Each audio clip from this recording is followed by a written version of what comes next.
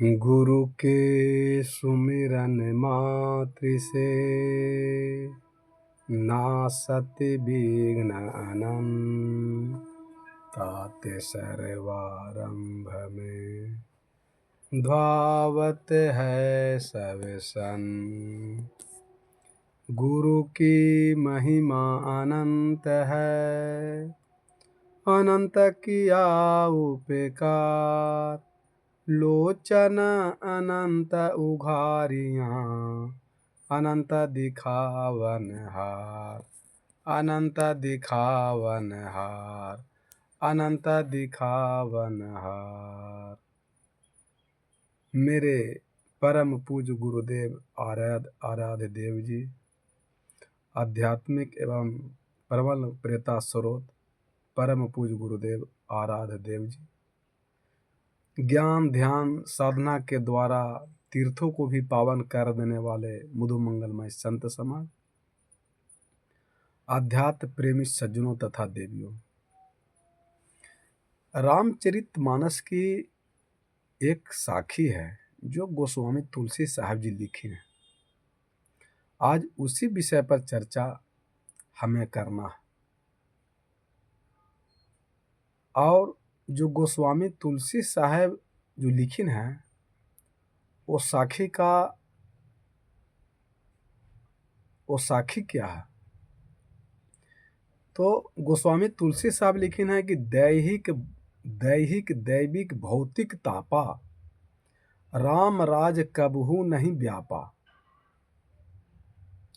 गोस्वामी तुलसी साहब बोल रही हैं कि दैविक भौतिक तापा, राम राज कबहू नहीं व्यापा। ये जो साखी जो है, शब्द है, जो दोहा है, वो कह रहे हैं कि जहाँ राम राज रहता है वहाँ दुख नहीं रहता वहाँ सुख रहता है, वहाँ कल्याण रहता है, वहाँ आनंद रहता है। तो फिर दैविक भौतिक ताप राम राज कभू नहीं व्यापा। तो इसका अर्थ सीधे आप लोग समझ जाते हैं अयोध्या वाले राम को। जैसे यही चूक हो जाएगा कि जैसे मान लिया कोई कहे कि लखनपुर में दूध की नदी बह रहा, जैसे हम कहें कि लखनपुर गांव में दूध का नदी बह रहा। अब भोरे लल्लू साहब मार्गो सामुन लें और आहरा में जा कर के मारे दूध का नदी खोजना शुरू कर दें, तो क्या इसको कहिएगा? मूर्खपना ये ना कहिएगा। लखनपुर में दूध की नदी बह रहा, इसका मतलब है कि लखनपुर में दूध पर्याप्त मात्रा में है, यहाँ दूध की कमी नहीं है, यह कहने का अर्थ है। लेकिन कोई नदी में आहरा में जाए और कहे कि भाई सूरज साहब क्या ही नहीं कि लखनपुर में दूध का नदी बह रहा, अब मार्गो सामुन निकाल करके पूरा स्नान करना चाहे तो कहनो मनोकामना पूर्ण होगा। उसी प्रकार गोस्वामी तुलसी कह रहे हैं कि दैविक भौतिक तापा, राम राज कभू नहीं व्यापा। तो जो राम राज में चला जाएगा उसको तीनों प्रकार का जो दुख है वो समाप्त हो जाएगा, वो कभी व्यापेगा नहीं। तो तीन दुख की कहते हैं किसे? ये तीन दुख है क्या? तो दैहिक दुख किसे कहते हैं? दैहिक दुख का मतलब क्या होता है? जैसे भूकंप आ जाए, है ना, जैसे भूकंप आ गया और आप सब्जी लगाए हैं, खीरा लगाए हैं, ककड़ी लगाए हैं, तरबूज लगाए हैं और पत्थर पड़ जाए तो आपका पूरा फसल नष्ट हो जाता है कि नहीं? तो वो फसल नष्ट होने से भी मनुष्य को दुख दर्द पीड़ा होता, उसे दैहिक दुख कहते हैं, उसे दैहिक दुख कहते हैं। और दैविक दुख कहा जाता है किसको?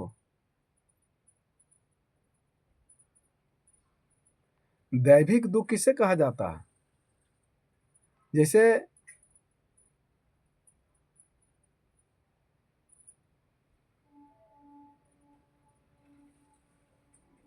सॉरी गलती हो गया। दैहिक दुख कहा जाता है जो शरीर में दुख होता है, कि जैसे आपको तबीयत खराब हो गया, आप बीमार पड़ गए, जख्म हो गया, और आप बीमार पड़ गए, इसे दैहिक दुख कहा जाता है। जो शरीर में दुख होता है उसे दैहिक दुख कहा जाता है। और दैविक दुख कहा जाता है भूकंप वाला। जो फसल आप लगाए हैं, खीरा ककड़ी लगाए हैं, तरबूज लगाए हैं, गेहूं लगाए हैं, और अंधड़ तूफान बत्थल पत्थल पड़ कर करके वो फसल नष्ट कर दिया, उसे दैविक दुख कहा जाता है। दैहिक का मतलब होता है शरीर में दुख, और दैविक मतलब होता है जो भूकंप आ जाए, पत्थर पड़ जाए, फसल नष्ट कर दे, उसे कहा जाता है दैविक दुख। और भौतिक दुख माने क्या होता है? तो भूत माने प्राणी होता है, भूत माने भूत नहीं होता है। भौतिक तो भूत माने प्राणी। जैसे रास्ते में आप जा रहे हैं और आपको बैल मार दिया, तो ये हो गया भौतिक दुख। आप रास्ते चल रहे हैं, कोई आपको निंदा शिकायत कर दिया, कड़ा बानी बोल दिया, आलोचना कर दिया, इसे भौतिक दुख कहते हैं। आप घर में अच्छे तरह से काम कार्य को कर रहे हैं, गृहस्थाश्रम को संभाल रहे हैं, और माता पिता पति पत्नी बेटा पुतोह फिर भी आपके ऊपर वाणी का माने गलत बात बोलते हैं, तो वो से भौतिक दुख कहा जाता है, उसी को दुख कहा जाता। तो एक चीज बताइए कि जब दैहिक दैविक भौतिक तापा राम राज कभू नहीं व्यापा, तब एक चीज बताइए कि जब राम जी अयोध्या में थे और राम के राजा थे, जब राम राजा थे और राम जो राज में रहते थे उसकी माँ भी दुखी थी। राम के राज में उनकी माँ रहते थे तो उनकी माँ को दुख पीड़ा मिला ना। सीता जी भी राम के पत्नी थे और राम जी राम जी के राज में ही रहते थे, और गर्भावस्था में सीता जी को घर से बाहर कर देना पड़ा, और 18 बरस वो जंगल में रहे। गर्भावस्था, जो गर्भावस्था का दुख पीड़ा क्या होता है पुरुष लोग क्या जाने, ये माता लोग जानते हैं कि गर्भावस्था का पीड़ा क्या होता है। उस उघड़ी सास ससुर का, माता पिता पत्नी का अति आवश्यक पड़ता है पुतोह के लिए, बहू के लिए। उस अवस्था में भी राम राज में सीता को बन जाना पड़ा। लव कुश भी हैं, राम जी अयोध्या के राजा हैं और फिर भी लव कुश को दुख का सामना करना पड़ रहा। तो अयोध्या के राजा राम हैं फिर भी उनको दुख दर्द पीड़ा मिल रहा, मिला ना। सीता को भी मिला, उनके माँ को मिला, लव कुश को मिला, खुद राम को भी दुख मिला। तो लव कुश को पिता रहते हुए राज में रहते हैं तो दुख मिला कि नहीं मिला? तो क्या गोस्वामी तुलसी साहब जी ये बात गलत बोले हैं कि दैहिक दैविक भौतिक तापा राम राज कबहू नहीं व्यापा? तो नहीं, गोस्वामी तुलसी साहब गलत नहीं बोले हैं। गोस्वामी तुलसी साहब जी बात सही बोले हैं कि ये कौन राम की बात कर रहे हैं? वो अयोध्या वाले राम की बात नहीं कर रहे हैं, वो बोल रहे हैं भीतर वाले के, बाहर वाला के नहीं बोले हैं। क्योंकि आप लोग सीधे अयोध्या चले जाते हैं, एकदम डायरेक्ट, नीचे नहीं रहते हैं, इसलिए दुख होता है। क्योंकि असली राम के राज में चले जाने के बाद वास्तविक में सुख होगा, दुख नहीं होगा। जो इंसान वास्तविक में राम के राज में चले जाएंगे उसे सुख होगा, वहां दुख नहीं हो सकता। जो असली राम के शरण में चले जाएंगे, जैसे हनुमान जी कहते हैं कि सोना के लंका को जला दिए, तो क्या श्रीलंका में जो ईटा बालू छड़ में इसका सोना क्या था? सोना नहीं था। सोना का मतलब है कि लंका सुखी संपन्न राज्य था। जैसे भारत को ही कहा जाता है सोने की चिड़िया, तो क्या भारत सोने की चिड़िया है? एक मुहावरा है, कहावत है। लेकिन भारत में सब तरह से सुखी संपन्न इंसान है, इसलिए सोने की चिड़िया इसको कहा जाता है। सब तरह से सुख शांति संपन्न होने के बाद मने कारण के कारण लंका को सोने का लंका कहा जाता है। तो वो तो लंका आज भी है श्रीलंका, तो क्या आज भी वहाँ चला जाए देखा जाए सोना वहाँ है? वहाँ सोना नहीं है। तो सोना का मतलब ही होता है कि सब तरह से सुख शांति संपन्न होने के कारण उसे सोने का लंका मैंने श्रीलंका कहा गया है, वहाँ है नहीं। तो इसका आध्यात्मिक अर्थ क्या होता है? इसका जो आध्यात्मिक अर्थ क्या होता है, उसके जीवन में तीनों ताप से मुक्त हो जाए। इसका आध्यात्मिक अर्थ का मतलब यही है कि इंसान के, मनुष्य के जो तीनों दुख से जो मुक्त हो जाए, माने उसी को आध्यात्मिक ज्ञान कहा जाता है। जिसके जीवन से तीनों ताप से मुक्त हो जाए, तो संतों के शरण में आकर उसे तीनों तापों से मुक्त, दुखों से मुक्ति हो जाएंगे।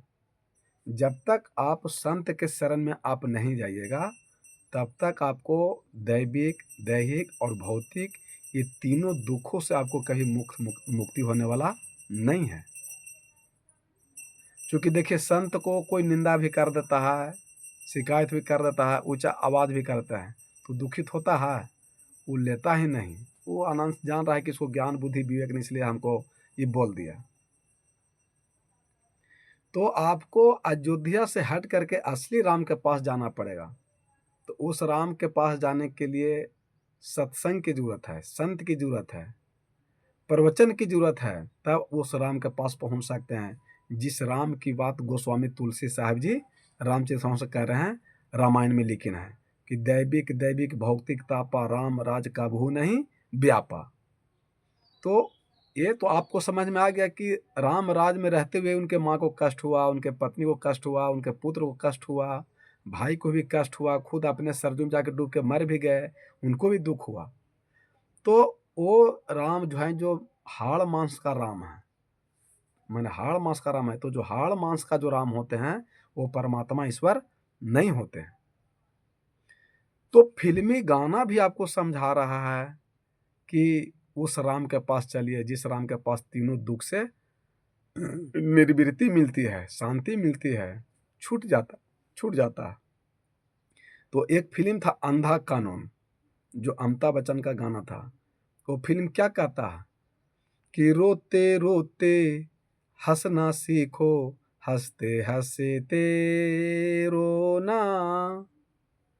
कह रहे हैं कि रोते रोते तुम धरती पर आए हो, अब तू अपने जीवन में ऐसा कार्य करो कि तुम जीवन में कभी रोवो नहीं।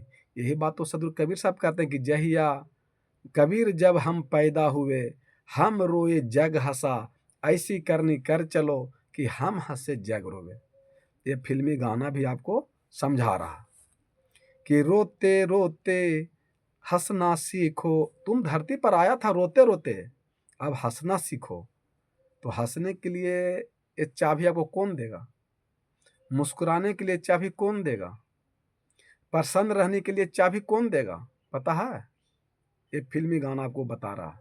अगली कड़ी में हम लोग सुख की चाबी पत्नी से भराना चाह रहे हैं, हम लोग सुख की चाबी धन से भराना चाह रहे हैं, गाड़ी से, घोड़ा से, पर से, परिवार से, पूजा से, पाठ से, व्रत उपवास से हम लोग सुख की चाबी भराना चाह रहे हैं।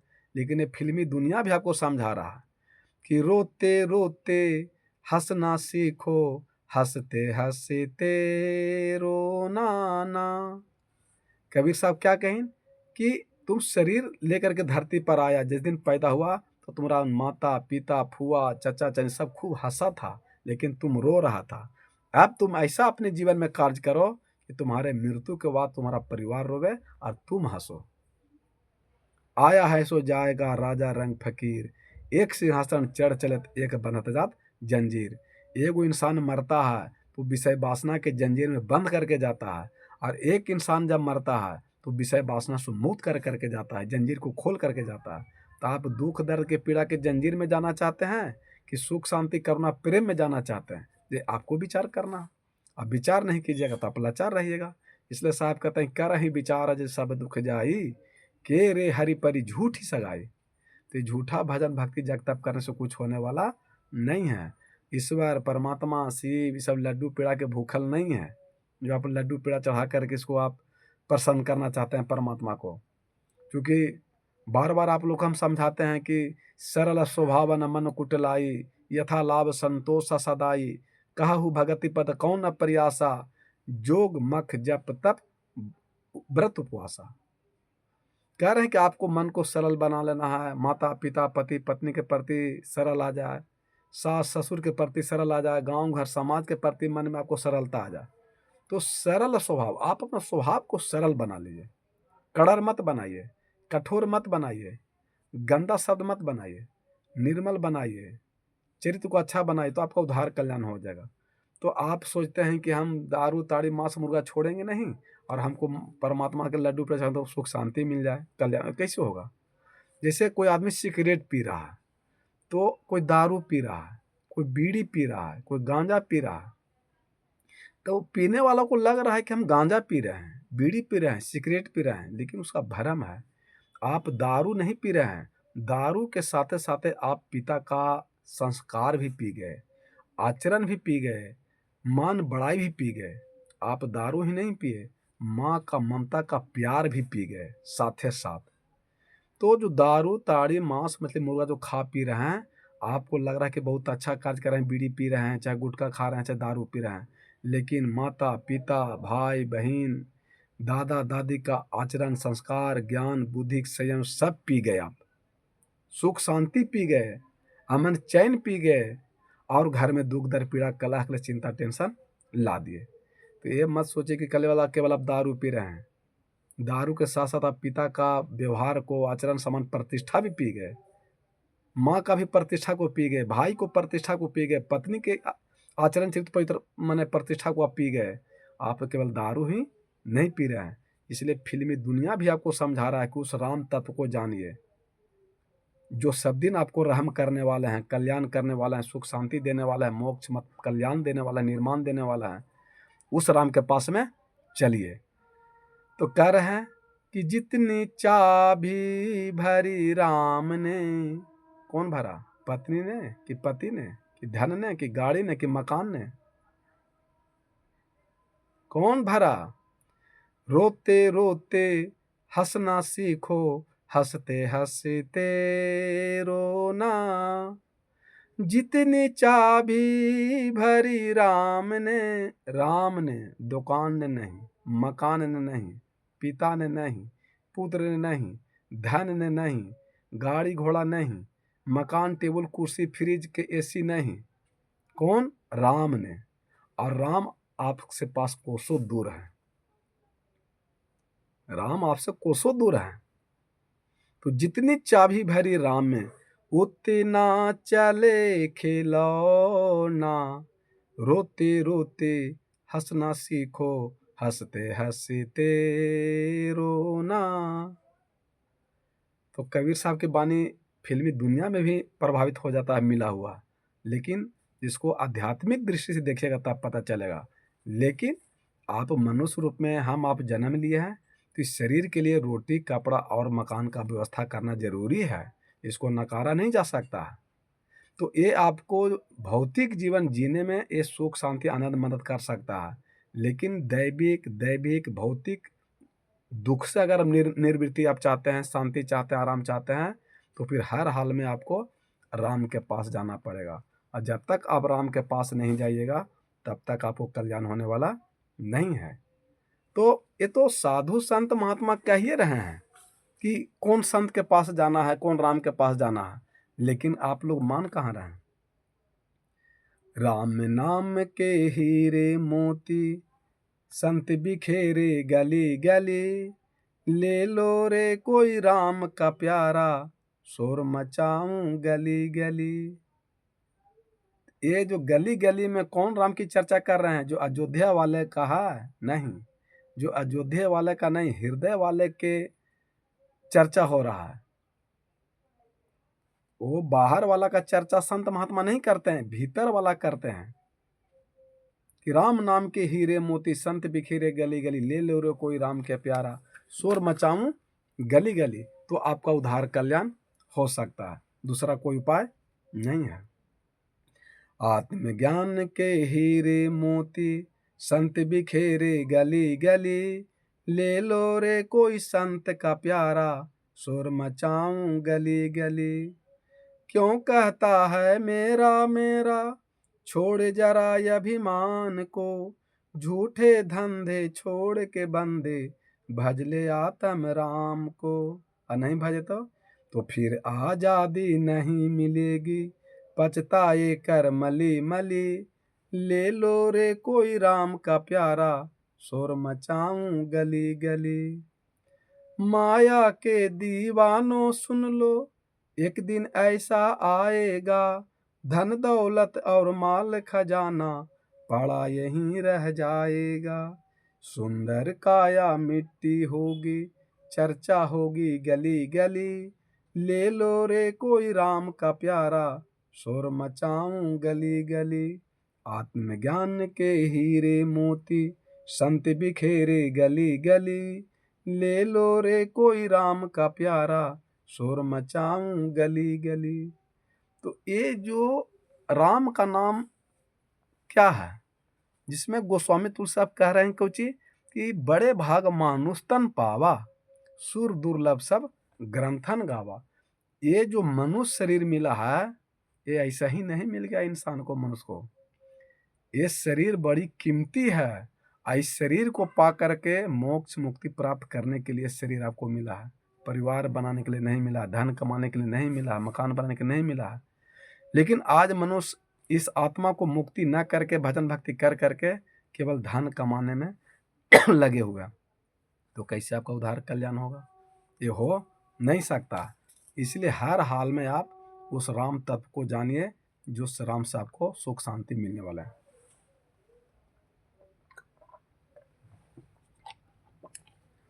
तो राम है कहाँ? तो बड़े भाग मानुष तन पावा, सुर दुर्लभ सब ग्रंथन गावा। और कह रहे हैं गोस्वामी तुलसीदास जी कि साधन धाम मोक्ष कर द्वारा, पाई न जेई परलोक सवारा। क्या कहें कि साधन धाम मोक्ष कर द्वारा, ये जो शरीर मिला है मोक्ष मुक्ति प्राप्त करने का साधन सुविधा मिला है, तो इस सुविधा को कहाँ लगा दिए हैं? अहंकार में, क्रोध में, घमंड में, लड़ाई में, झगड़ा में, कलह में, कलेश में, चिंता में, टेंशन में, दारू में, ताड़ी में, मांस में, मछली मुर्गा में लगा दिए। तो मोक्ष मुक्ति मिल जाएगा? तो फिर ये जब शरीर में से आत्मा राम निकल जाएंगे, तो फिर आप 84 में चले जाइएगा, तो फिर आपको फिर इस शरीर द्वारा मिलने वाला नहीं है। इसलिए इस तत्व को जानिए, तब आपको कल्याण होगा। सुमिरन कर ले राम का, काल गहे करके, ना जाने कित मारी हूँ, क्या घर क्या परदेस कबीरा, क्या घर क्या परदेस। सुमरन कर ले राम का, काल गहे करके, ना जाने कित मारी हैं, क्या घर क्या परदेस। जो व्यक्ति संत के शरण में चले जाते हैं, सदगुरु के शरण में चले जाते हैं, जो दीक्षा ले लेते हैं और सारे विषय वासना से मुक्त हो जाते हैं, उसको काल का बाप भी पकड़ नहीं सकता है।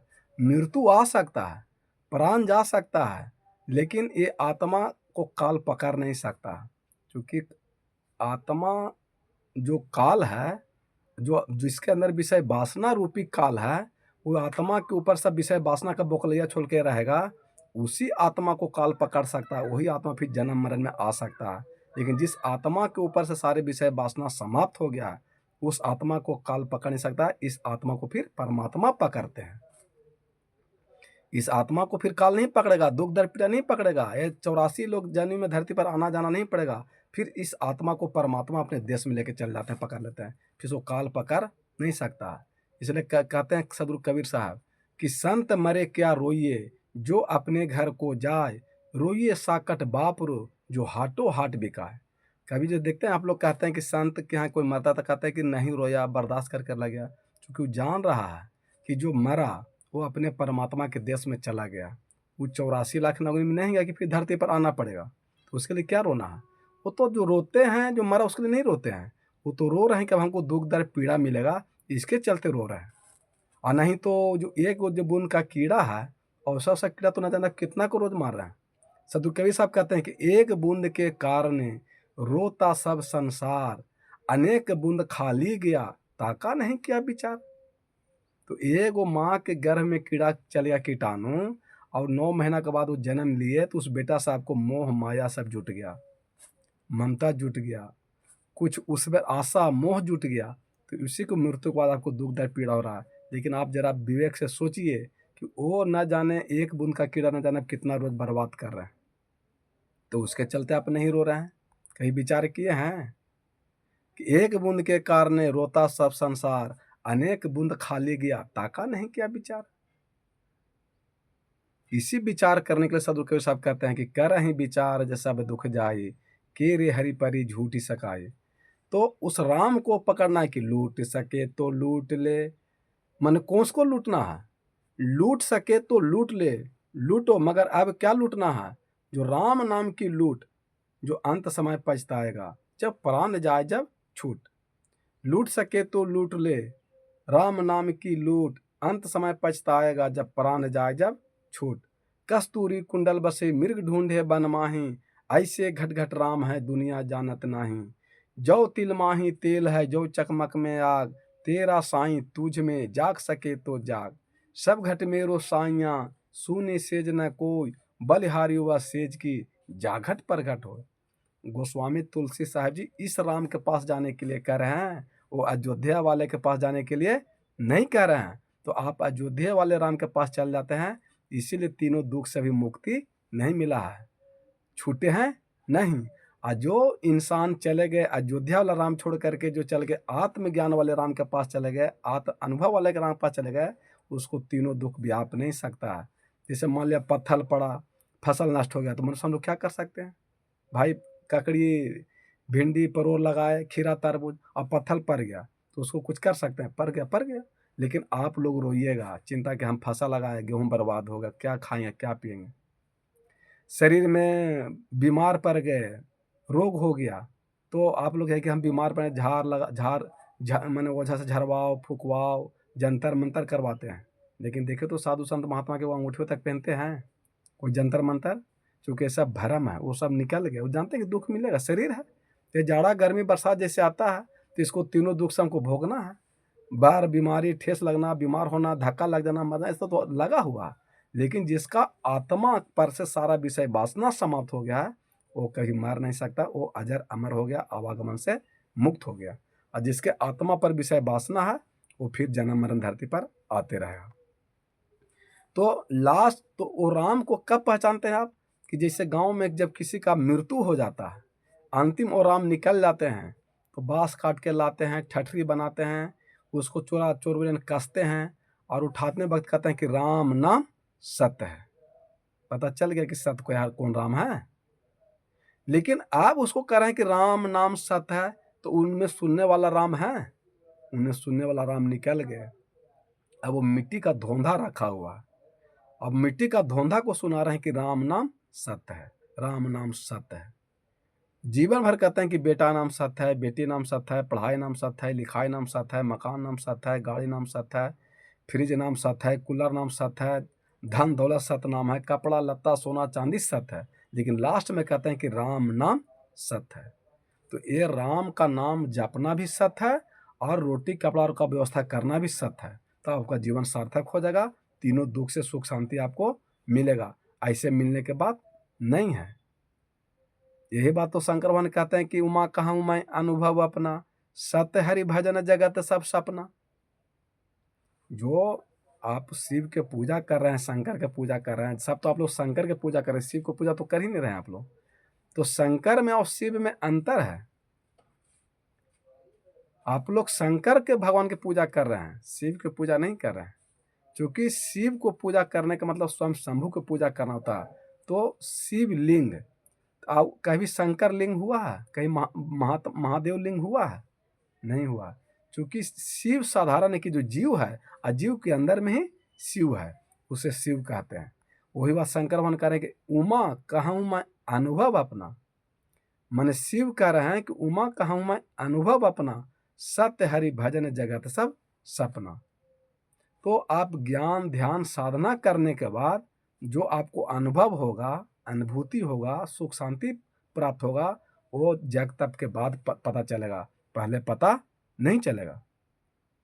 इसलिए कह रहे हैं कि उमा कहूँ मैं अनुभव, अनुभव मतलब क्या होता है, तो अनुभव में और अनुमान में अंतर है। तो पंडित लोग आपको अनुमान की भक्ति करा रहे हैं कि भगवान मिल जाएंगे, सुख शांति मिल जाएगा, मोक्ष मुक्ति मिल जाएगा, स्वर्ग मिल जाएगा। आप करते रहिए पूजा पाठ, लेकिन शंकर भगवान कह रहे हैं कि नहीं, अनुमान का भक्ति नहीं करना, अनुभव की भक्ति करना। अनुभव का मतलब क्या है? जैसे आपके सामने में खाना मिला पंगत, तो बिना खाए हुए बता सकते हैं कि खाना का कैसा स्वाद है? नहीं बता सकते हैं। लेकिन अगर पंगत कर लिए तो तुरंत बता दीजिएगा कि खीर था कि गोला था, नमकीन था कि मीठा था, तीता था कि सादा था। लेकिन बिना खाए हुए आप नहीं बता सकते हैं। ठीक उसी प्रकार शंकर भगवान कह रहे हैं कि उमा कहाँ हूँ मैं, अनुभव अपना। ये नहीं कह रहे हैं कि अनुमान अपना करें, अनुभव जो हमने जग तप ध्यान साधना किए, तो जो सुख शांति केवल निर्माण प्राप्त किए, वो अनुभव आपको बता रहा है। तो अनु माने प्रयोग करना और भव माने पीछे। तो ज्ञान ध्यान साधना पूजा पाठ करने के बाद जो परम शांति मिलता है, मैं वो आपको बता रहा हूँ। तो कौन शिव को जपते थे? शंकर भगवान। तो शंकर होते हैं जो हाड़ मास के बनते हैं, जो चाम्स के, वो शंकर है, वो जलने मिटने वाले हैं। जो पार्वती जी के पतिदेव हैं उन्हें शंकर कहते हैं। और जो शिव हैं जो मने निरंकार रूप है। तो शिव हो गए निरंकार रूप और लिंग हो गए साकार रूप। समझे कि नहीं? तो शिव में और शंकर में अंतर है, दोनों में अंतर होता है। इसलिए इस राम को जपना है, उस शिव को जपना है। तो असली शिव जो शिव बाहर खोजने की चीज नहीं होती है। बाहर में जो रहते हैं उसे शंकर कहते हैं। और शिव का मतलब ही होता है जो भीतर में रहता है। और शंकर में और शिव में अंतर है कि जो पार्वती की जी के जो पति है उसका नाम शंकर है। तो शिव कोई व्यक्ति नहीं है। शिव कोई व्यक्ति नहीं है। जो मंदिर में जो पूजा करते हैं उसे शिवलिंग कहा जाता है। समझे? तो शिवलिंग का अर्थ क्या होता है कि शिवलिंग का अर्थ होता है कि उसका प्रतीक होता है। तो शिव का प्रतीक कल्याण का प्रतीक होता है। जो शिव के प्रतीक हो, जो शिव जो नाम है एक प्रतीकात्मक नाम है। समझे? एक प्रतीकात्मक नाम है। तो हमारे आपके भीतर में जो आत्मा है, तो आत्मा के जो अनुभव के बाद किस रूप में रहता है? जब आत्म तत्व की अनुभूति होती है तो निरंकार रूप में उसे शिव कहा जाता है। निरंकार रूप में उसे शिव कहा जाता है और साकार रूप में उसे शंकर कहा जाता है। तो शिव और शंकर में अंतर होता है। तो शिव हो गए जो निरंकार हो गए और शंकर हो गए जो आकार हो गए। तो व्यक्ति में अभिव्यक्ति में भी अंतर है। तो व्यक्ति उसे कहते हैं जो हाड़ मास चाम का होता है, उसे व्यक्ति कहते हैं। और जो अनुभव में आता है उसे शंकर, जो अनुभव में आता है उसे शंकर व्यक्ति, जो शंकर व्यक्ति हैं। और शिव जो अभिव्यक्ति हैं, शिव अभिव्यक्ति हैं। तो शंकर साकार है और शिव तत्व जो है निरंकार है। तो दोनों निरंकार है। तो आपका उद्धार कल्याण इससे हो सकता है। लेकिन आप राम के जप रहे हैं, कृष्ण को तो जप रहे हैं, लेकिन आप राम को तो जपे, लेकिन राम किए सब पर परिवार को ऊपर। हमारे गुरुदेव कहते हैं, राम सुमरे के रहम कियो ना, सो कैसे सुख पाए। कृष्ण सुमरे के कर्म कियो ना, सो ऐसे ही जग से जाए। अगर आप राम को सुमर रहे हैं तो सभी प्राणियों के ऊपर रहम करना शुरू कर दीजिए, तो आप असली राम के भक्त हो गए। अगर आप कृष्ण का पूजा पाठ जप कर रहे हैं तो आपका कर्म अच्छा हो जाना चाहिए। माता पिता के प्रति कर्म अच्छा होना चाहिए। भाई परिवार के प्रति कर्म अच्छा होना चाहिए। साधु संत महात्मा के प्रति कर्म आपको अच्छा होना चाहिए। गांव घर समाज के प्रति आपका कर्म अच्छा होना चाहिए। इसलिए गोस्वामी तुझसे कहेंगे कि कर्म प्रधान विश्व करी राखा, जो जस करहिं तस फल चाखा। कि आज इंसान धरती पर सुख शांति प्राप्त करने के लिए जग तक पूजा पाठ व्रत उपवास कर रहे हैं, तो उसका वो कल्याण वाला पद वो नहीं है, वो नहीं हो सकता है, कभी भी नहीं। क्योंकि वो पूजा पाठ व्रत करने से कल्याण आपका होगा नहीं, कभी नहीं हो सकता। तो आपको हर हाल में मन को सरल बनाना है, मन में कुटिलता किसी के प्रति नहीं लाना है, और दिन भर जो कार्य की उसमें संतोष करना है, तो आपका उद्धार कल्याण हो जाएगा। और जोग मख जप तप व्रत उपवासा। भक्ति तो एकदम सरल है, इसमें कोई परेशानी नहीं है। खाली आप मन को सरल बना लीजिए, गांव घर समाज परिवार के प्रति, और सरल स्वभाव, मन कुटिलाई, और मन में कुटिलता नहीं रहना चाहिए। और जो भी आपको संतोष धन मिला उसमें संतोष कीजिए। जो भी आप दिन भर सुबह शाम काम किए तो शाम में संतोष कीजिए, तो उसमें आपको सुख शांति मिलेगा। और परमात्मा ईश्वर को प्राप्त करने के लिए जग तप पूजा पाठ व्रत उपवास करने की कोई आवश्यकता नहीं है, तो आपका कल्याण हो जाएगा, फिर उसे आपको कोई रोक नहीं सकता। लेकिन आदमी यहाँ तो सोचता है कि हमको केवल सुख ही मिले, दुख मिले ही नहीं है। जैसे एक आदमी गांव में रहट चला रहा था, किसान, देखते हैं कि गांव में रहट चलता था, बैल घूमता था तो खेत उत पटाने के लिए रहट चलता था। तो उसी रास्ते से एक व्यापारी जा रहा था घोड़ा लेकर के, गर्मी का धूप था, महीना था, इसी प्रकार। तो बैठिए, तो उसमें सोचा कि भाई ये किसान भैया रहट चला रहे हैं तो कहीं से हम पानी पिला लें। तो घोड़ा लेकर के व्यापारी उस किसान के पास गए, तो कहें कि किसान भैया जरा हमारा घोड़ा प्यासल है, जरा हमको पानी पिला दें, घोड़ा को पानी पिला दें। तो इस धरती पर किसान से बड़ा साधु कौन है? उतना शक्ति किसको है त्याग करने के लिए? किसी बेचारे ने कही ना कि कभी प्यासे को पानी पिलाया नहीं, बादे अमृत पिलाने से क्या फायदा। कभी गिरते हुए को उठाया नहीं, बादे अमृत पिलाने से क्या फायदा। ये पूजा पाठ करने से वो कल्याण होने वाला नहीं है, सेवा सत्कार करने से कल्याण होने वाला।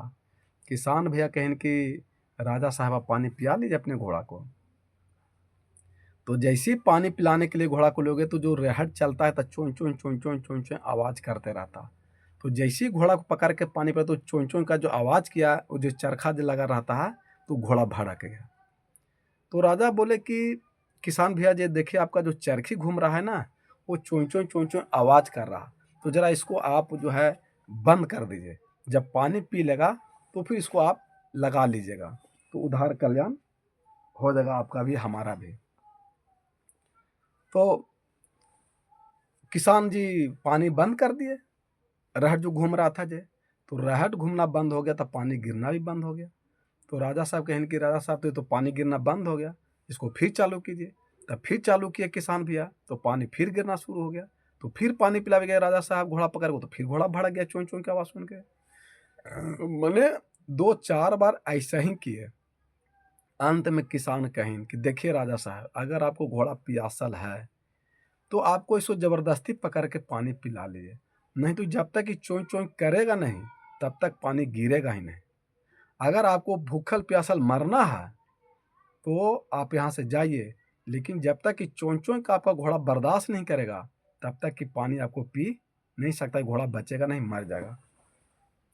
तो ज़बरदस्ती पकड़ के फिर राजा साहब उसको पानी पिलाए। ठीक उसी प्रकार आपके पति दिन भर गर्मी में, ठंडा में, बरसात में काम करते हैं, पत्नी के लिए, बेटा के लिए, सुख शांति के लिए दिन भर मालिक का ताना गाली गलौज सुनते हैं। गाँव रोड पर भी चलते हैं तो निंदा शिकायत, ठेस लग जाता है, धक्का लग जाता है, कोई उर्वी बोली बोल देता है। तो दिन भर काम कर रहे हैं आपके सुख शांति के लिए, अगर शाम को पति देव अगर घर आ जाए थोड़ा सा चों चों कर दें तो उसको सुन लीजिए, सह लीजिए। नहीं तो अगर चों चों नहीं सहिएगा तो फिर आपको पानी प्यासल मर जाएगा, पानी पीने के लिए नहीं मिलेगा। तो पानी प्यासल का मतलब क्या हुआ कि धन दौलत कपड़ा लत्ता सुख शांति से आपको वंचित हो जाना पड़ेगा। जो आपके खुशी के लिए पति दिन भर ठंडा गर्मी बरसात को एक कर रहे हैं आपके जीवन में सुख शांति लाने के लिए, अगर वो थोड़ा बहुत चों चों कर भी दें तो चों चों को बर्दाश्त कीजिएगा, तो पति के द्वारा जो सुख शांति मिलने वाला है वो मिलेगा। और नहीं अगर चों चों बर्दाश्त कीजिएगा तो सुख शांति आपको मिलने वाला नहीं है, उससे आप सुख शांति से वंचित हो जाइएगा, यानी घोड़ा प्यासल मर जाएगा। आपके पत्नी भी आपके लिए नाश्ता, भोजन, भात, घर बढ़ना सुधारना, बाल बच्चों को पढ़ाने लिखाने पर ध्यान देते हैं। अगर आप भी दिन भर खेती-बाड़ी में काम करके आए हैं, ग बाहर से गाड़ी घोड़ा चला करके आए हैं, नौकरी करके आए हैं, बिज़नेस करके आए हैं, मजदूरी कर रहे हैं, एसपी दरोगा हैं।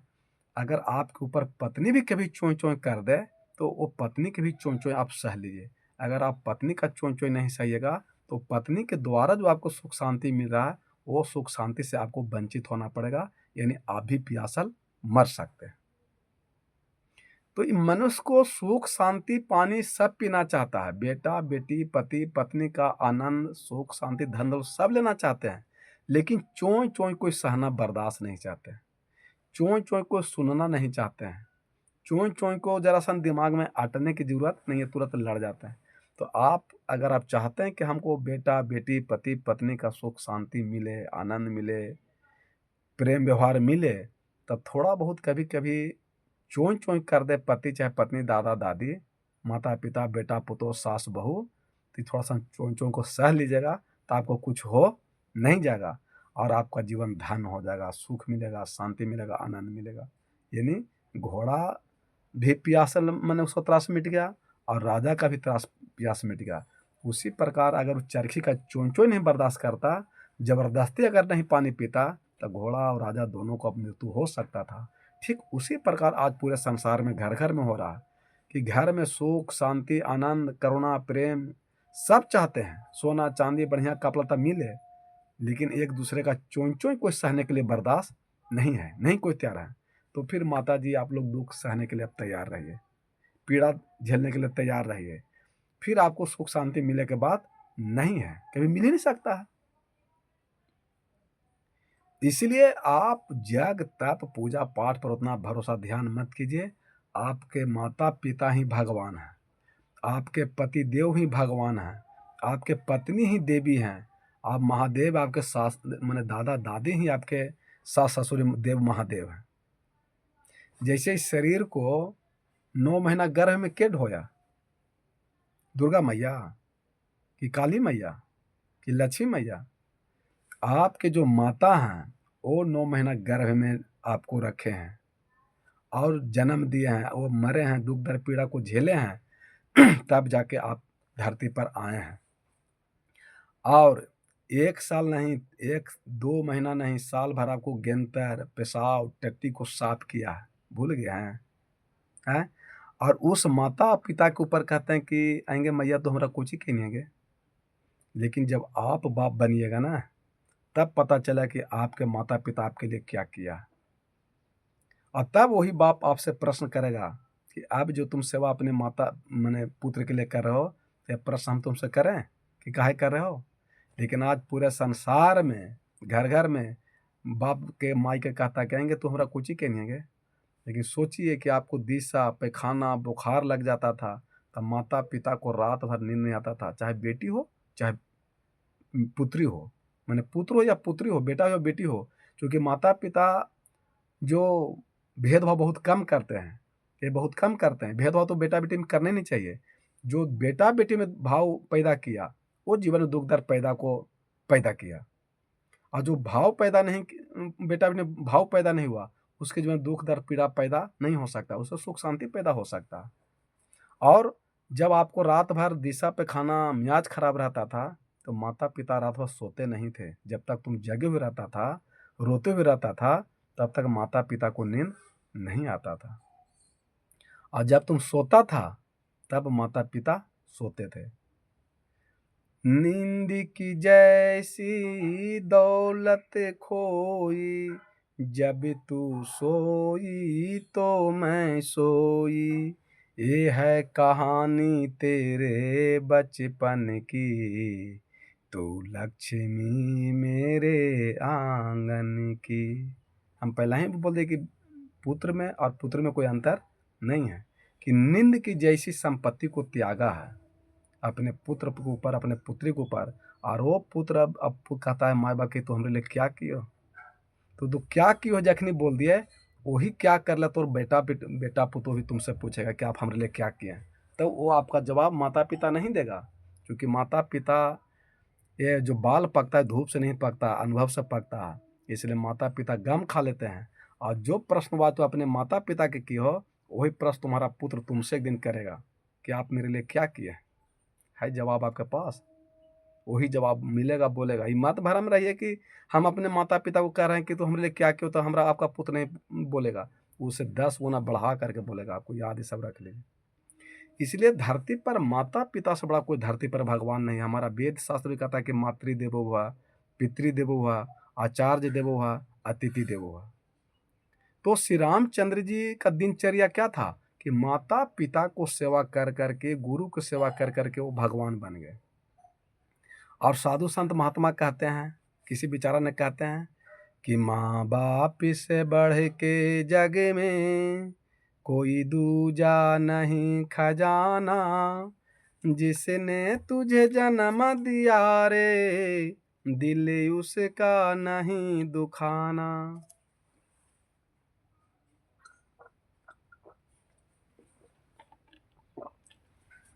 तो कहते हैं कि पगला गए हमारे माए बाप, लेकिन वही श्री रामचंद्र जी कि माता पिता गुरु की सेवा कर करके पुरुषोत्तम राम भगवान बन गए। कि प्रातः काल उठ के रघुनाथा, माता पिता गुरु ना वही माथा। और कहते थे कि हे पिताजी कुछ काम है तो हमको काम दीजिए, हम काम करेंगे। आप लोग राम के भजते हैं, पूजा पाठ करते हैं, लेकिन रहम करते हैं माता पिता पर? रोड पर करते हैं जय सिया राम जय सिया राम, और घर आकर के माता पिता करते हैं जिंदगी जीना हराम जीना हराम। तो फिर काहे के लिए आप राम का नाम? तो राम का नाम लेना आपका हराम है। तो राम जी कहते थे पिताजी पिताजी कुछ काम है तो हमको दीजिए। तो कहीं दशरथ जी की बेटा, तुम राजा के बेटा हो, तुमको काम करने की क्या जरूरत है? यहाँ इतना नौकर चाकर है, तुमको काम करने की आवश्यकता नहीं है। लेकिन दशरथ उतना बड़ा महाराजा हो करके भी वो राम जी अपने संसार वालों को सिखाए कि नहीं, कितनों धन दौलत हो जाए फिर भी आदमी को अपना काम पिता माता को करना चाहिए। जिसमें गोस्वामी तुलसी लिखी ना है कि आयुष मांग करहि पूरे काजा, देख चरित हरसि मन राजा। क्या कहें। और जब राम जी काम करते थे तो माता पिता का आत्मा कलेजा ऊंचा होता था, मन खुश होता, गदगद होता कि मेरा बेटा काम कर रहा। तो राम जी ये संदेश हमको आपको सबको दिए हैं कि आप लोग भी राम के आदर्श को, आचरण को, कर्म को अपने जीवन में उतारिए। तो आप लोग राम के चित्र को पूजा करने में लगल है। राम को चित्र के पूजा करने से कल्याण नहीं होगा, राम को चरित्र के पूजा कीजिएगा तब आपका कल्याण होगा। आचरण वाणी कर्म को उनके चलिएगा तब आपको उद्धार कल्याण होगा। इसलिए गोस्वामी तुलसी जो रामायण लिखे हैं वो हेडिंग में लिख दें कि रामचरित्र मानस। रामचरित्र मानस नहीं लिखे हैं, राम को चरित्र को मानना है, राम को चित्र को नहीं मानना है। और यही बात सदगुरु कबीर साहब कहते हैं तो आप लोग कहते हैं कि देवता देवी को मानवे नहीं करते हैं। सदगुरु कबीर साहब नहीं कहने कि माता पिता गुरु सज्जन देवा, सर्वमूल है इनकी सेवा। तो मानते हैं कबीर साहब के बानी, दे लाठी मैंने निंदा शिकायत करना शुरू करता है। तो इसलिए साहब कहने कि संतो देखत जग बउराना, सच कहे तो मारन धावे झूठे जग पतियाना। सत्य बोलते हैं संत लोग तो उसको मारे दौड़ते हैं। तो प्रातः काल उठ के रघुनाथा, माता पिता गुरु नावहि माथा, आयु मांग करहि पुर काजा, देखहि चरित हरिस मन राजा। तो आप भी अगर राम भक्त हैं, हनुमान भक्त हैं, शिव भक्त हैं, किसी का भी भक्त है तो माता पिता को सम्मान कीजिए, भाई को सम्मान दीजिए, परिवार देवरानी जेठानी पति पत्नी गम खा के झूक करके रहते हैं तो आपको जो जीवन सुख शांति आ सकता है बिना पूजा पाठ व्रत किए हुए, ऐसे संभव नहीं है। तो जिस माँ ने आपको जन्म दिया उसको आप सेवा सत्कार भोजन भात नहीं दे रहे हैं, और जो माए बाप आपको जन्म नहीं दिया है उसको पीछे आप नारियल फूल और पत्ती लेके बौराहा बनल चल रहे हैं। माँ बाप से बढ़ के जग में कोई दूजा नहीं खजाना, जिसने तुझे जन्म दिया रे दिल उसका नहीं दुखाना। एक रात तुम्हारी माँ ने बाहों में है तुझे है झुलाया, एक रात तुम्हारी माँ ने बाहों में है तुझे झुलाया, खुद गीले में सोई तुझे सूखे पे सुलाया, इस जन्म मरण के जग से चाहे तू मुक्ति पाना, जिसने तुझे जन्म दिया रे, दिल उसका नहीं दुखाना। एक रात तुम्हारी माँ ने पहले तो तेरी माँ ने 9 माह गर्भ से ढोया, सीने का दूध पिलाया, जब जब बंदे तू रोया। बड़ा कर्ज है माँ का तुझे पर, तेरा फर्ज है कर्ज चुकाना। जिसने तुझे जन्म दिया रे, दिल उसका नहीं दुखाना। माँ बाप की शरण से बढ़ के कोई स्वर्ग नहीं है दूजा। सब छोड़ के तीर्थ मंदिर कर ले माँ बाप की पूजा। इस जन्म मरण के जग से चाहे तो मुक्ति पाना। जिसने तुझे जन्म दिया रे, दिल उसका नहीं दुखाना। माँ की दुआ कभी खाली नहीं जाती, माँ दुआ दे या बद्दुआ मगर भगवान से नहीं टाली जाती। 4 बच्चों को पोस पाल लेती है माँ, मगर 4 बच्चों मिल के एक माँ को नहीं पोस पाल पाता। माँ से कम कुछ नहीं बंदे होता है पिता का दर्जा, कोई भी चुका नहीं पाया अपने माँ बाप का कर्जा। बड़ा कर्ज है माँ का तुझे पर, बड़ा कर्ज है माँ का तुझे पर, तेरा फर्ज है कर्ज चुकाना। माँ बाप से बढ़ के जग में कोई दूजा नहीं खजाना। जिसने तुझे जन्म दिया रे, दिल उसका नहीं दुखाना। इसको कोई काट सकता है इस पूजा को? लेकिन इस पूजा पर आपका ध्यान नहीं है। उस पूजा पर ध्यान है जो आपके शरीर में 1 रुपया उस देवता का लागत नहीं है। दुर्गा देवी राम का 1 रुपया लागत नहीं है। और जिस माता पिता का आपका लागत लगा हुआ है, उसके पीछे आपका ध्यान ही नहीं है। क्यों ध्यान नहीं है? इसलिए हमारे गुरुदेव कहते हैं कि गुरु करे में लाज लगत हो, कैसे हो तव ज्ञान। अब ऊपर में भगवान खोजत है, खुद मानव भगवान। बोलो भैया राम राम, राम राम हो दुनिया भूलल भरम के जाल में। देवी देवा भूत के पूजा करैत है सांझ बिहान। आ माता पिता के कोई न पूजै, जिनका रचल जहान। बोलो भैया राम राम, राम राम हो दुनिया भूलल भरम के जाल में। दुअरे बैठ के मेहरी रोबई मैया टूटल पलान।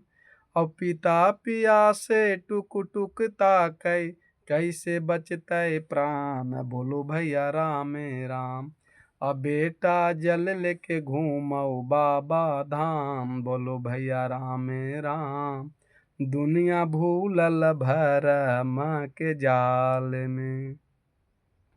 ई दुनिया में दोनों बुड़लै हिंदू मुसलमान। कोई गाय कोई सुअर कटा के करत है जलपान। बोलो भैया राम राम, राम राम हो दुनिया भूलल भरम के जाल में।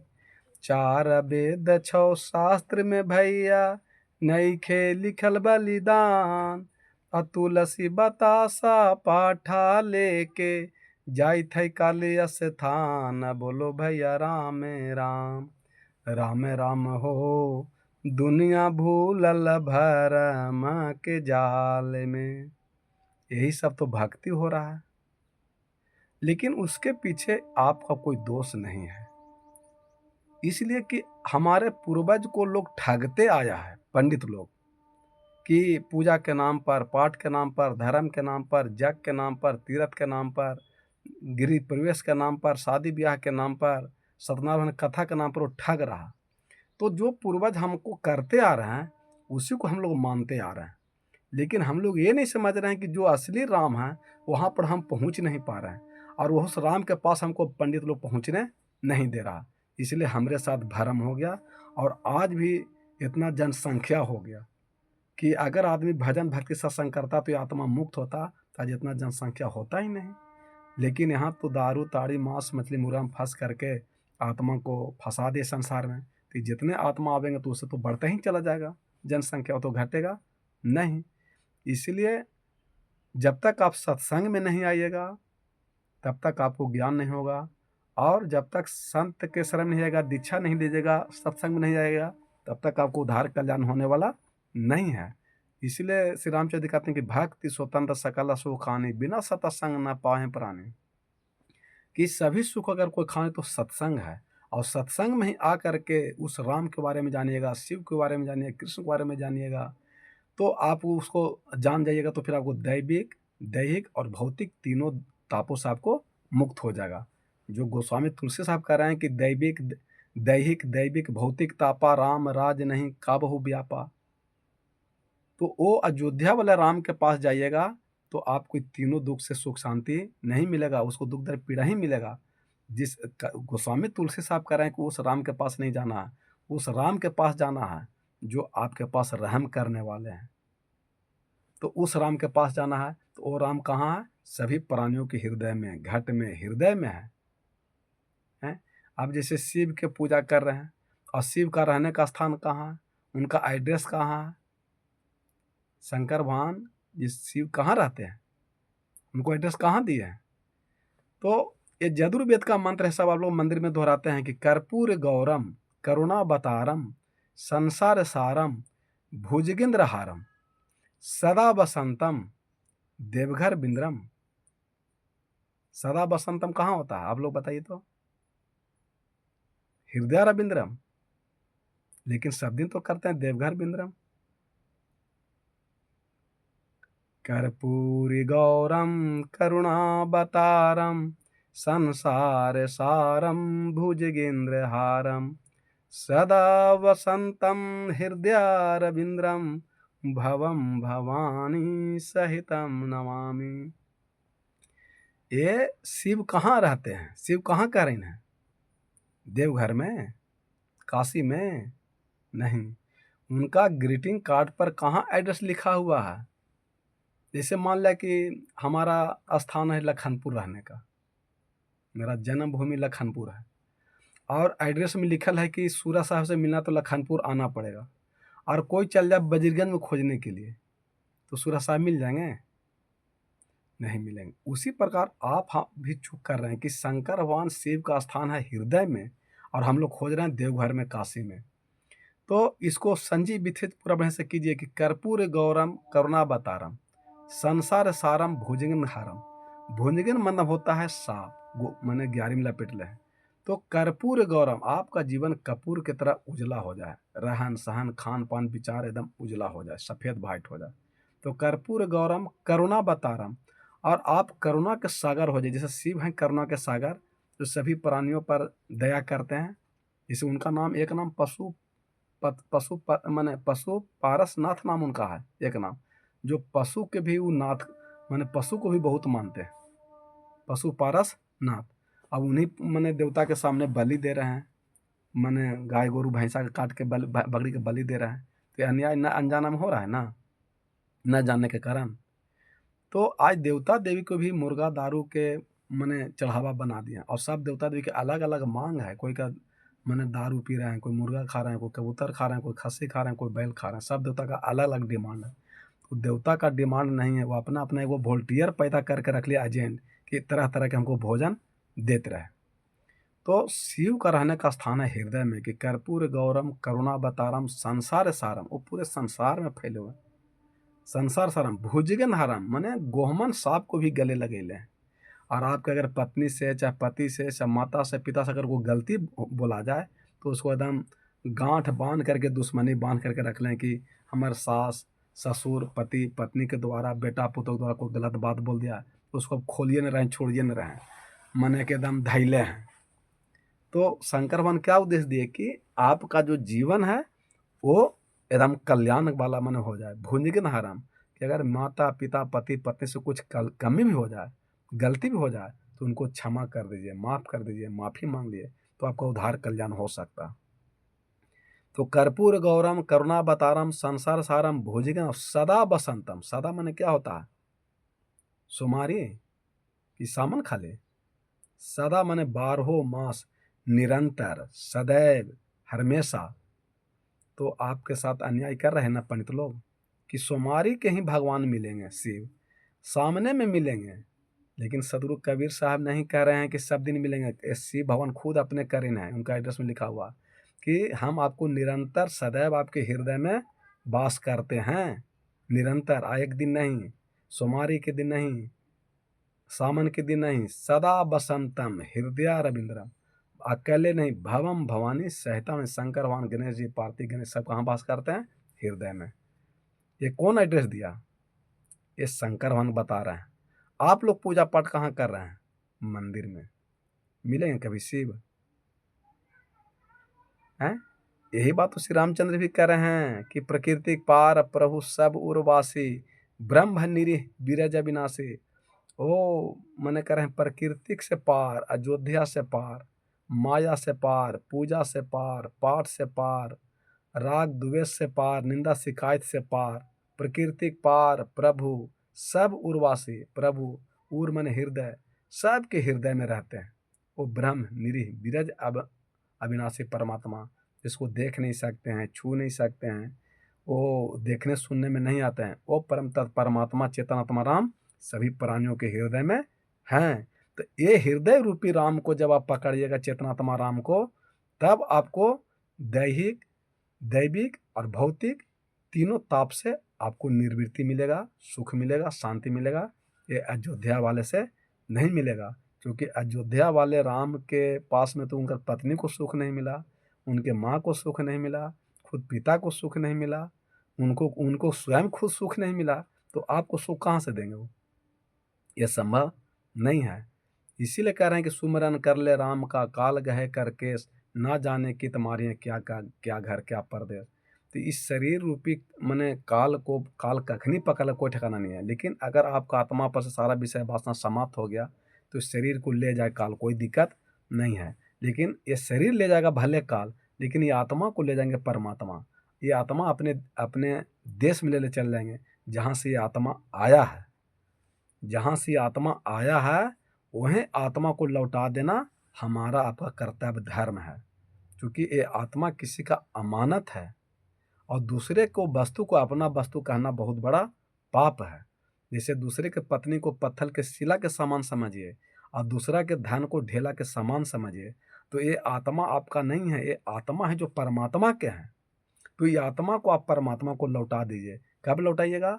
जब दारू ताड़ी मांस मछली मुर्गा चोरी बेईमानी निंदा शिकायत लड़ाई झगड़ा कलह कलेश चिंता टेंशन चोरी छिनारी जब छूट जाएगा, तो ये आत्मा अपने परमात्मा के देश में चले जाएंगे, जहाँ से ये आत्मा आया है। तो फिर आपका मोक्ष मुक्ति आवागम से छुटकारा मिल जाएगा, तीनों दुख से मुक्ति मिल जाएगा, आनंद मिल जाएगा, कल्याण मिल जाएगा। और आपके जीवन में जब तक धरती पर हैं, तब तक सुख शांति आनंद मिलेगा। कोई आपको दुख नहीं दे सकता है, पीड़ा नहीं दे सकता है, कोई आपको रोवा नहीं सकता है। क्योंकि आपके पास इतना ज्ञान बुद्धि विवेक हो जाएगा कि आप हंसना चाहते हैं तो हंसिए, रोना चाहते हैं तो रोइए। तो आज यहाँ मनुष्य अपने दुख सुख का चाबी दूसरे के हाथ में दे दिया, कि एक अगर बाप बढ़िया से बात कर दिया तो बेटा खुश हुआ, अगर बाप बुरा बात बोल दिया तो बेटा नाखुश हो गया। सास अगर वो बहू पर कुछ बोल दिए कड़ा शब्द, तो बहू नाराज हो गए। कुछ अच्छा बड़ाई कर दिए तो खुश हो गए। पत्नी अगर पति को कुछ कड़ा शब्द बोल दिए तो पति नाराज हो गए। कुछ अच्छा बात बोल दी तो खुश हो गए। उसी प्रकार जितने भी परिवार में जो सुख दुख का चाबी वो अपने पास रखिए, ये दूसरे के हाथ में मत दीजिए कि एक अच्छा बानी बोले तो हम खुश हो गए, और एक गलत बात बोले तो हम ना खुश हो गए। तो इसका मतलब कि हम अपने सुख दुख का चाबी दूसरे के हाथ में दे दिए हैं। इसलिए हमारे जीवन में कभी दुख दर्द, कभी सुख शांति आ ही नहीं सकता। जब भी रहेगा तो दुख दर्द पीड़ा रहेगा, क्योंकि इंसान धरती पर कोई नहीं चाहता है कि अगला आदमी को सुख शांति मिले, कभी नहीं चाहता। अगर ये चाह ले कि हमारे परिवार को सुख शांति मिले, तो आज पति पत्नी बाप बेटा सास बहू में युद्ध क्यों हो रहा है अपने अपने घर में?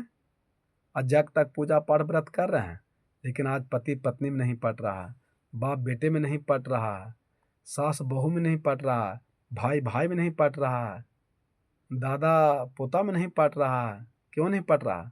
जब अपना परिवार होने के बावजूद भी नहीं पट रहा, तो उसका कारण क्या है कि आपका बुरा कर्म है, आपका बुरा सोच है, आपके अंदर मैंने अहंकार को घमंड है। तो वो गलत कर्म रहने के चलते परमात्मा ने आपको मत्ती मार दिए हैं पूरे परिवार के ऊपर। पति को मत्ती मारते हैं तब तो पत्नी को लाठी लेकर मारना शुरू कर देते हैं। जैसे राम को मत्ती मार दिए कि सोना के कहीं सीता जी के हमको सोना के हरिन ला दीजिए, तो सोना के कहीं हरिन होता है? तो राम जैसा भगवान को भी मत्ती मरा सकता है गलत कर्म करने वालों को, तो फिर हम आप किस गली के मुरे हैं? और राम जी अपन पत्नी को नहीं समझा पाए, शंकर भगवान ने पत्नी को नहीं समझा पाए, तो आप अपना पत्नी को कहाँ समझा पाइएगा? इसलिए पत्नी को समझाने का प्रयास में मत रहिए, खुद अपने आत्मा मन को समझा लीजिए कि जे सुख शांति में तो उसी में आनंद करो, तो आपको सुख शांति आनंद मिलेगा। दूसरे के द्वारा आप सुख शांति आनंद अगर करना चाहते हैं, तो फिर आपको जीवन में दुख दर्द पीड़ा होगा। इसलिए कबीर साहब बोले कि चाह मिटी चिंता मिटी मनमा बेपरवाह, जिनको कछु न चाहिए संसारों का शहंशाह। कि अगर आप चाहते हैं कि हमारे जीवन में चिंता न हो, कलह न हो, कलेश न हो, लड़ाई झगड़ा न हो, तो फिर चाह को मार दीजिए। जो आपको पत्नी से द्वारा सुख शांति का चाह रख ले हैं, बाप से आप पिता से सुख शांति का चाह रख ले हैं, बहू से आप सुख शांति की चाह रख ले हैं, सास से सुख शांति की चाह रख ले हैं, वो चाह को हटा दीजिए। वो जो चाह रहेगा तो चिंता रहेगा, और चिंता है जो आदमी को रहते भर में चिता तैयार कर देता है, जिंदे में रहते भर में।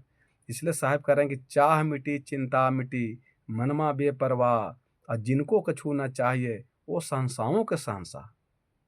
तो अगर आप चाहते हैं कि हमारे जीवन में सुख शांति हो, तो आप जो पूरे परिवार से पहले जो चाह है, इच्छा है कि हमको सुख शांति मिले, सम्मान मिले, उसको पहले आप माचिस मार के आग लगाइए ज्ञान बुद्धि विवेक के द्वारा। और जब तक ज्ञान के माचिस से विवेक के सामने से उसको मार के आप उसको अगर आप विदा नहीं कर रहे हैं, तब तक आपके जीवन में दुख दर्द पीड़ा रहेगा, चाहे बेटा बेटी पति पत्नी धन दौलत रहने के बावजूद भी। आज धरती पर कोई भूखल मर रहा है, लेकिन आत्महत्या करके मर रहा है। सब चीज़ है, खाना पीना सब चीज़ वो सब है, लेकिन भूखल नहीं मर, लेकिन आत्महत्या करके मर रहा है। वो कौन सी कारण? वो वाणी के चलते। इसलिए वाणी को आप पानी बनाइए, वाणी को आप बान मत बनाइए, वाणी को आप मीठा बनाइए, नम्रता बनाइए, संस्कार आचरण चरित्र बनाइए वाणी को।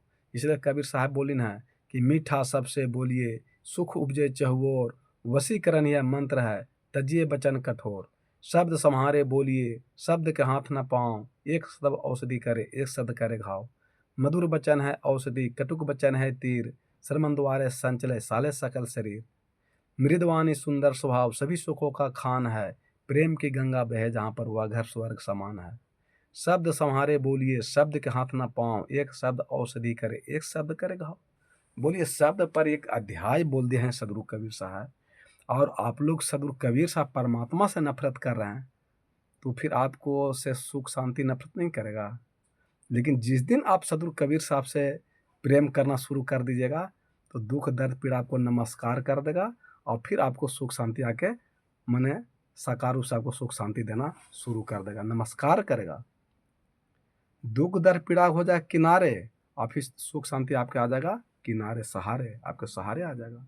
इसलिए सदगुरु कबीर साहब परम तत्व परमात्मा है, और उनके बिना आप जीवन में सुख शांति प्राप्त नहीं कर सकते हैं, कभी भी नहीं। इसलिए आप अपना जीवन को धन बनाइए, परिवार को भी धन बनाइए। परिवार में लड़ाई झगड़ा कलह कलेश चिंता मत कीजिए, चूँकि लड़ाई में हानि है, लाभ नहीं है। संवाद कीजिए, संवाद से आपका परिवार आबाद होगा, विवाद कीजिएगा तो बर्बाद हो जाएगा। तो आप अपने परिवार में जब एकता से नहीं रह रहे हैं, इतना उम्र होने के बावजूद भी